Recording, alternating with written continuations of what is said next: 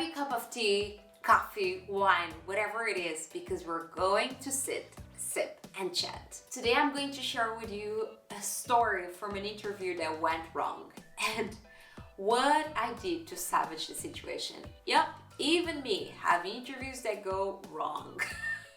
And if you're new around here, my name is Emilia, but you can call me Emmy. And my life mission is to help others, including you, to fulfill their boundless potential and become who you want to be, no matter your circumstances or your background. So without further delay, let me tell you about this interview. To give you some context, a few weeks ago, I was doing some LinkedIn research and I approached this recruiter about a role that I saw. The recruiter is part of a recruitment agency, kind of a headhunter, and they normally are the bridge between candidates and companies. They do all the legwork and connect the right candidate to the right position. So this role seemed very interesting and I did reach out to the recruiter to ask them for further details. And we just exchanged some messages and saw what was the best time to chat about a role. If you want to check the sample message that I normally send to recruiters, check out my video right here. Okay, back to the story. So I reached out to the recruiter and the recruiter shares the full job description.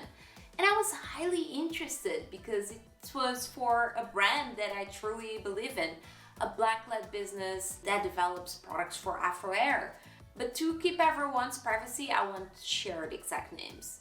But yeah, this to say that I was very interested, very invested, and this role was an account management role.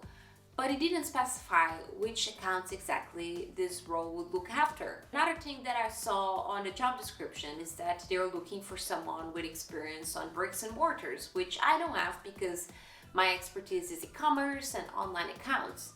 So yeah, I have my call with a recruiter and I take the time to introduce myself because it's not only about this role, it's as well about developing that relationship. Yeah, you develop this relationship with a recruiter, so they might have you on top of mind when something relevant comes up.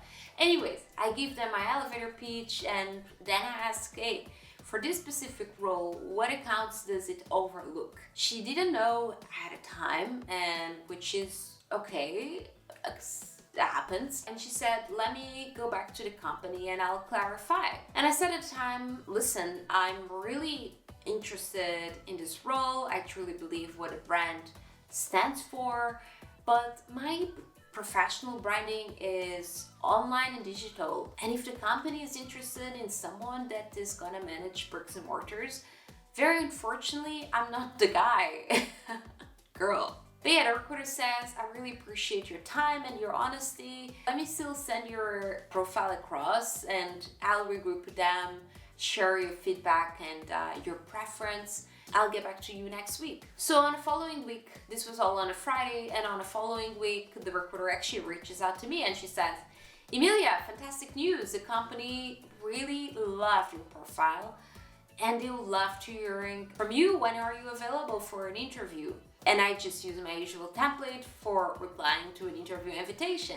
So yeah, the day of the interview comes and honestly, I'm having a little bit of job interview anxiety, which is absolutely natural and normal. Plus, I have an interview with the sales director and the managing director. So it's kind of like a big deal and I kind of feel intimidated. Just minutes before that interview, the recruiter actually emails me and she shares some kind words. Emilia, good luck, you're going to smash it, please let me know how it goes. And I feel a little bit more relaxed. And then, yeah, it's about time, I connect to that Zoom link.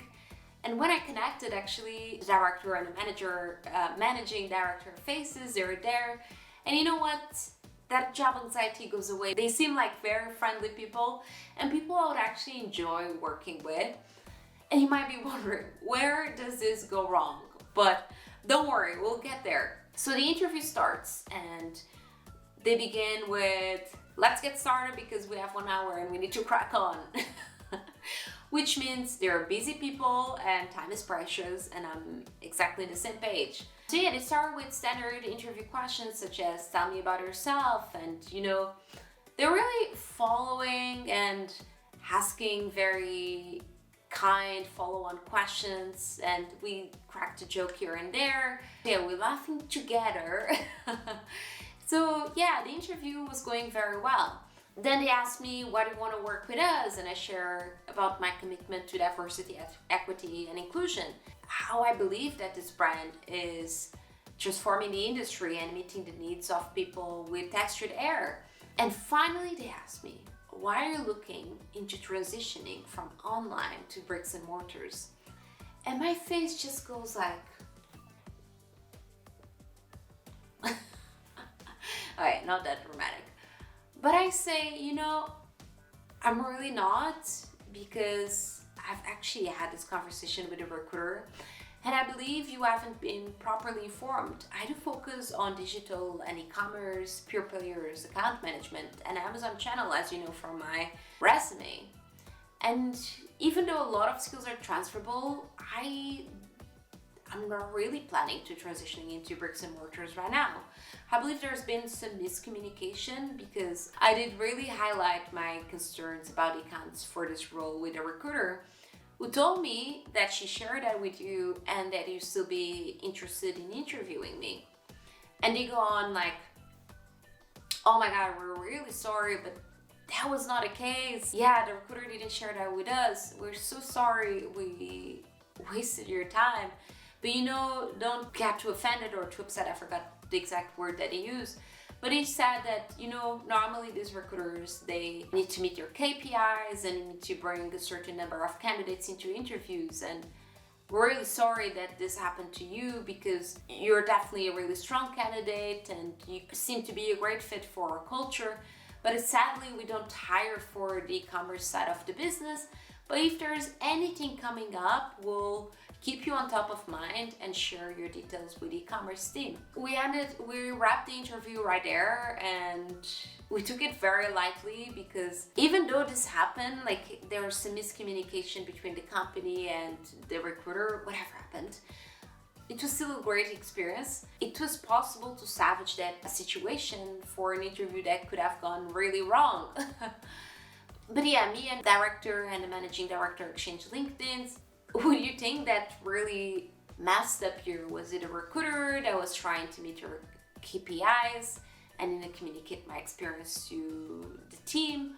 Or was it the company that perhaps they did hear the feedback from the recruiter, but they still decided to interview me because they're like, maybe she'll change her mind. Maybe she'll really just want a job. But yeah, let me know in the comments below, what do you think? I did email the recruiter and I said, hey X, just had a lovely chat with Y and Z, and the team is looking for someone who focuses on bricks and mortars, which is not my case. However, they'll keep me on top of mind for any opportunities that might come up in the future for e-commerce. Thank you, Emilia. Some British politeness just there because I was mad at the time. Like I really felt like I had wasted my time. I had this little bit of job interview anxiety, which was unnecessary. But you know what? At the end of the day, I met two really lovely people and I got to practice my interview skills and got to know like other person's interviewing methods, which is great. And yeah, then the recruiter gets back to me and she says, hey Emilia, that is so frustrating, as they knew that was the case. So sorry, best X. Sorry, I'm reading it that way. I was fuming at the time because I'm like, not even a phone call. Like, it's not the right way to apologize like about a mess up like this. And I haven't heard from the recruiter since. So, but guys, it was still a very positive experience with the company and a great opportunity to practice my interview skills. Practice makes perfect. And let me know in the comments below if you have had any job interviews that have gone wrong. And if you enjoyed this video and you want to see more videos like this, give it a big thumbs up. Thank you so much for watching and I'll see you on my next one.